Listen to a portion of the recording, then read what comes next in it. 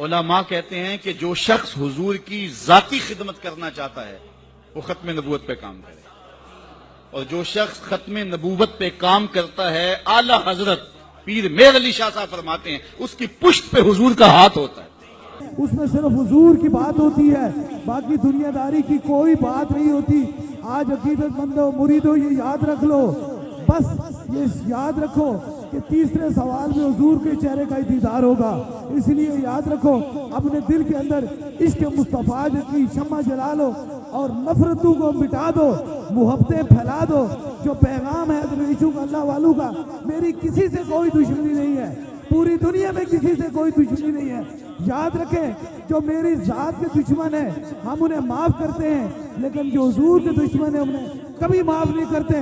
حضور کی خاطر ہماری جان حاضر ہے۔ تاجدار ختم نبوت، تاجدار ختم نبوت، تاجدار ختم نبوت، زندہ باد زندہ باد، تاجدار ختم نبوت۔ اللہ اکبر، یہ اللہ توفیق نصیب فرمائے جس کو یہ چھوٹی سعادت نہیں ہے۔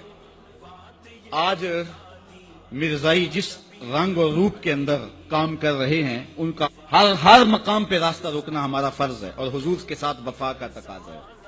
یہ جو پل پلا پن ہے یار وہ بھی انسان ہے، اور ان کو کیوں جو ہے وہ مطعون کیا جاتا ہے۔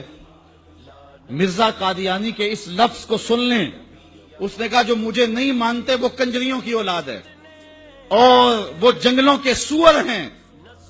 اب کوئی بھی غیرت مند شخص مرزا قادیانی کے خلاف دل میں نرم گوشہ نہیں رکھ سکتا ہے، اور مرزا قادیانی خود بھی کافر ہے، اور جو اس کو نبی رسول پیغمبر مانے وہ بھی کافر ہے۔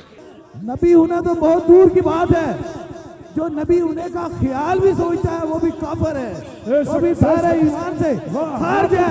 پھر کہ تاجدار ختم نبوت، تاجدار ختم نبوت، تاجدار ختم نبوت، تاجدار ختم نبوت، تاج۔ جب مرزائیوں کو کافر قرار دیا گیا تو جو لاہوری مرزائی تھے انہوں نے کہا جی ہم تو اس کو نبی نہیں مانتے۔ مرزا صدر الدین وہ بھی اسمبلی میں آیا، اس نے کہا ہم تو اس کو ملہم مانتے ہیں، اس کو مجدد مانتے ہیں، اس کو ہم روحانی پیشوا مانتے ہیں، نبی نہیں مانتے، اس لیے ہم مومن رہنے چاہیے، ہم کافر نہیں ہونے چاہیے۔ تو مسلمانوں نے کہا تم تو اسے ملہم، اسے مقتدا اور امام اور مرشد مانتے ہو، جو شخص کو مسلمان مانے وہ بھی کافر ہے کیونکہ اس نے دعوی نبوت کیا ہے۔ تو مرزائی کافر، مرزائیوں کو جو کافر نہ مانے وہ بھی کافر ہے اور دار اسلام سے خارج ہے۔ آج روشن خیالی اور نرم دلی کی بات کی جاتی ہے، میں پوچھتا ہوں علامہ اقبال سے بھی بڑا کوئی روشن خیال ہو سکتا ہے؟ علامہ اقبال جسٹس سید آغا جو کہ لاہور ہائی کورٹ کے جسٹس تھے، انہوں نے رؤسائے لاہور کی دعوت کی، اقبال بھی مدعو تھے، تشریف لے گئے۔ جب وہاں پہنچے تو حکیم نور الدین جو کہ مرزا قادیانی کا خلیفہ تھا وہاں کرسی کے اوپر بیٹھا ہوا تھا، مہمانوں کے اندر وہ بھی بیٹھا ہوا تھا۔ علامہ اقبال جا کے جسٹس سید آغا کو دیکھا، رنگ سرخ ہے، کہا جسٹس آغا گناہگار ضرور ہوں لیکن حضور کا بے وفا نہیں ہوں۔ اگر اس بدبخت کو بلانا تھا تو پھر اقبال کو کیوں بلایا؟